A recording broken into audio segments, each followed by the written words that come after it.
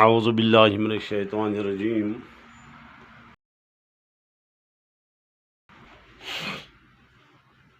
Government high school منڈی گام سے ایک بار پھر میں 10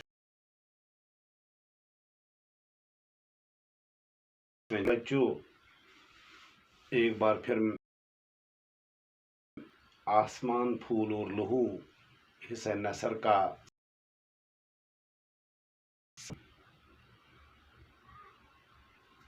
آسمان پھول اور لہو اس لیے میں دوبارہ پڑھتا ہوں کیونکہ ہمیں ایک ہی لیسن صرف ڈرامہ حصہ نثر سے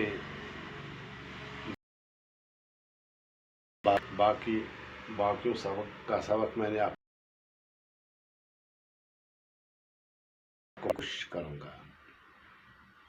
آسمان پھول اور لہو یہ ایک افسانہ ہے، جس طرح آپ نے ایک افسانہ پریم چند پڑھا عبرت، اور آج نور شاہ نے یہ افسانہ تحریر کیا ہے جس کا نام ہے آسمان پھول اور لہو۔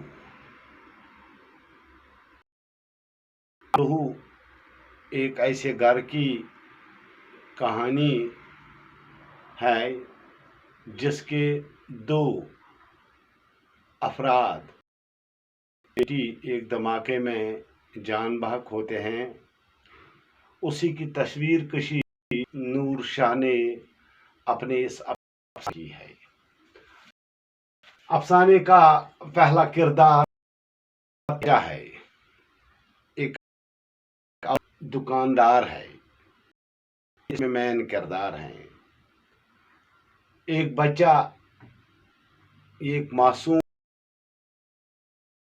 ہے، یہ دکان آتا ہے۔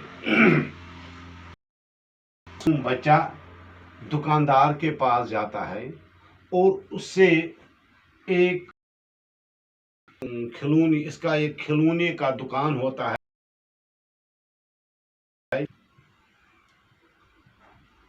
اس کے ہاتھ میں چند سکے ہوتے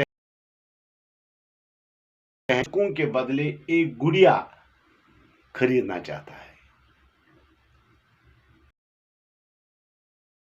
معمول کے مطابق بازار گھریلو ضروریات اچانک اس کے قدم ایک کھلونے کے دکان کے سامنے رک جاتے ہیں۔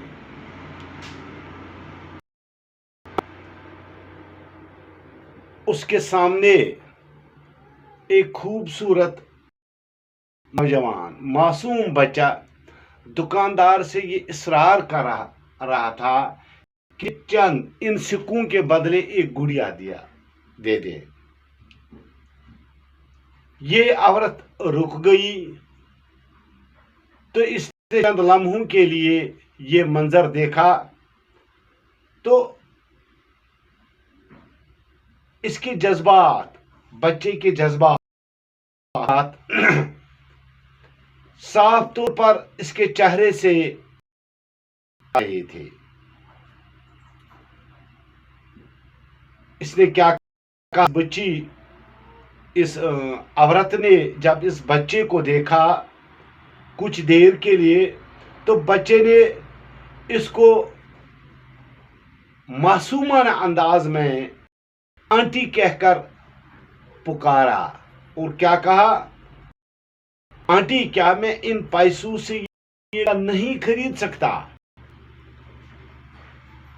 عورت نے بغیر کہے اس کے ہاتھوں سے ریزگاری لے کر گرنا شروع کر دی۔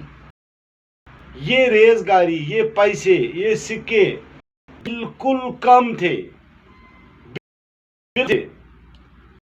اس اعتبار سے دکاندار ٹھیک کہہ رہا تھا کہ ان پیسوں میں نہیں مل سکتی۔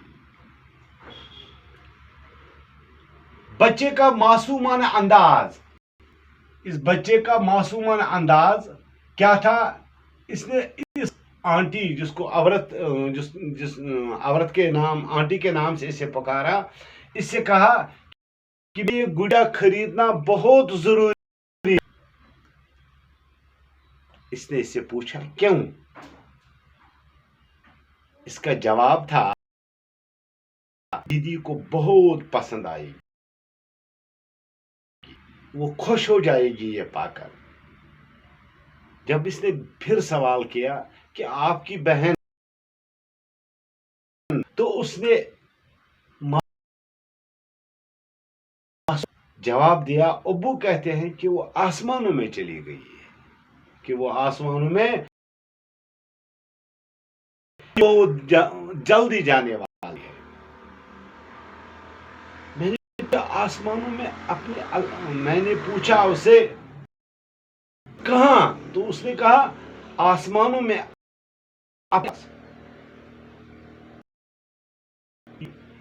عورت کو کیا لگا ہوگا جیسے تیز تلخ اور چلچلاتی دھوپ اس کے میں اتر چکی تھی، لیکن بچے کا یہ انداز، میرے پاس اتنے پیسے نہیں کہ میں اپنے ماں کے لیے پھولوں کا دستہ بھی خرید لیتا۔ ماں کو سفید پھول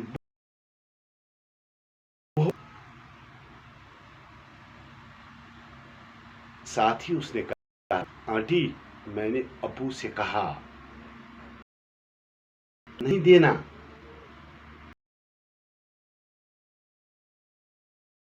اسے روک لینا، اگر وہ میرے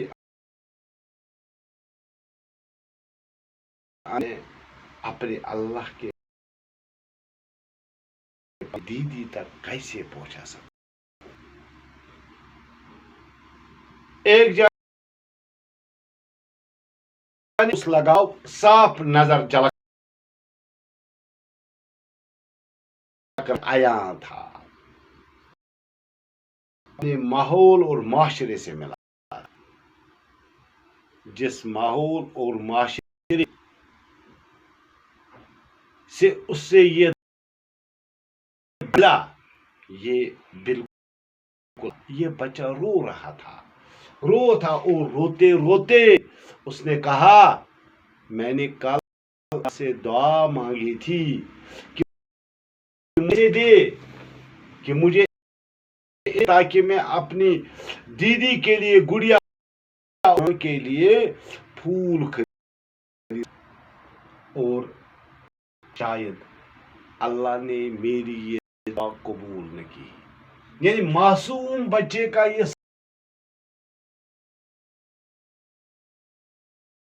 کے لیے اس کو کے لیے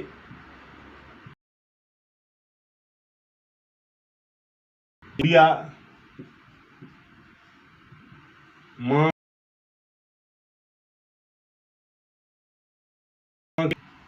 سفید پھولوں کا گلدستہ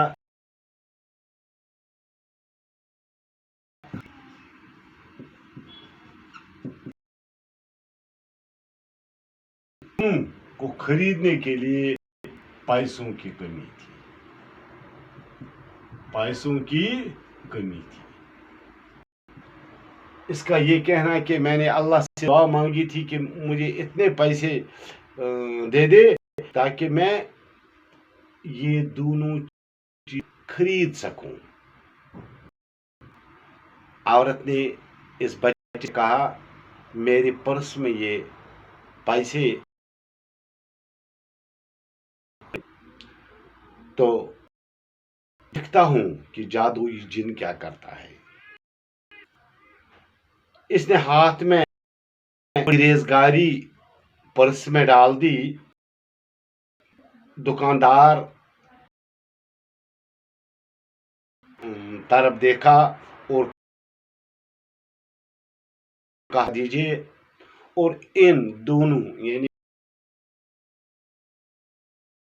دکاندار نے پیک کی یہ پیسے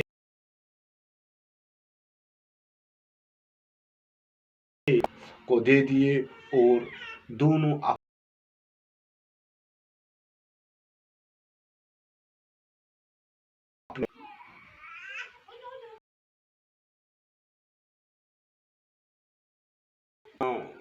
میری وہ دعا قبول دل و باب ہے کہ دوسرے روز یا چند دنوں بعد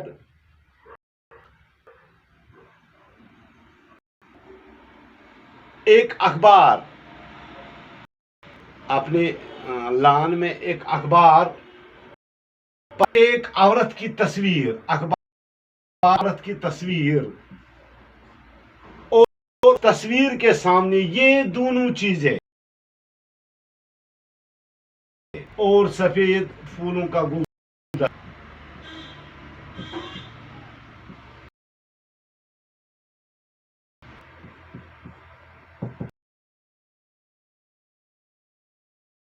پڑھ کر یہ جاننا چاہتا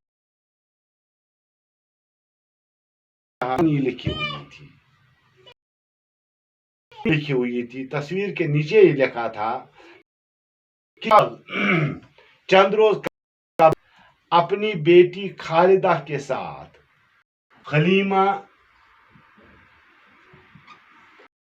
بیٹی اپنی بیٹی